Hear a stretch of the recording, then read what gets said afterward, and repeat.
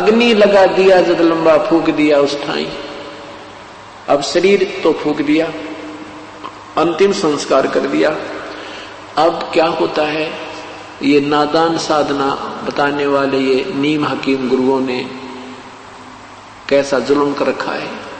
कहते हैं वेद बांध फिर वो पंडित आए, पीछे गरुड़ पढ़ाई, ये गरुड़ पुराण लेकर के, और गुरुजी आते हैं, वो कहते हैं भाई 7 दिन गरुड़ पुराण की कथा करनी पड़ेगी तुम्हारे घर पे। परमात्मा कहते हैं कि देखो गरुड़ पुराण अब पाठ करने से कोई लाभ नहीं है। ये गरुड़ पुराण का पाठ उसको पहले सुनाना था जब वो जीवित था, क्योंकि सदग्रंथों में विवरण होता है कि जो व्यक्ति साधना नहीं करते उनके साथ भयंकर यातनाएं हो, उनको बहुत भयंकर यातनाएं होती हैं, प्रेत बनता है उसके साथ, ऐसे होते हैं। कोई ऐसी क्रिया करता है, कोई ऐसा जुल्म करता है, कोई ऐसा पाप करता है उसका हाथ कटता है, कोई ऐसा पाप करता है उसकी ऐसे पुत्र की मृत्यु होती है, कोई ऐसा करता है उसकी आंखें फूट जाती हैं। तो परमात्मा कहते हैं वो ज्ञान उस मरने वाले को पहले सुनाना था ताकि बुराइयों से बच जाता और शुभ कर्म करके अपना जीवन सफल कर जाता। अब वो गधा बनने को तैयार है और पीछे उसकी गरुड़ पुराण की कथा गुरुदेव करने को तैयार है। इस तरह की ड्रामाबाजी ने, इस तरह के नीम हकीमों ने ये भक्ति का विनाश कर डाला और मनुष्य जीवन को इन्होंने बर्बाद करवा दिया।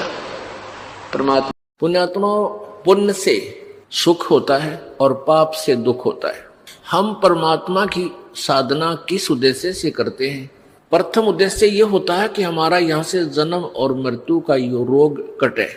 जब तक हमें ये मालूम नहीं था कि जन्म और मृत्यु समाप्त भी हो सकती है, तब तक हमारा उद्देश्य था कि हम स्वर्ग चले जाएं। दूसरा उद्देश्य ये था कि हे भगवान हमारा परिवार सुखी रहे।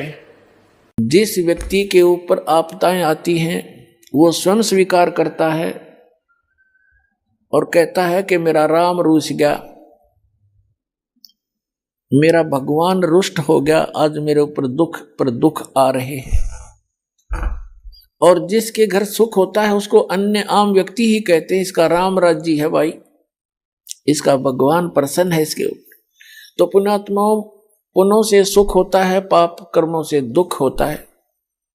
जिनके पुण्य समाप्त हो गए तो उनका राम रूठ गया, उनका भगवान रुष्ट हो गया, उन पर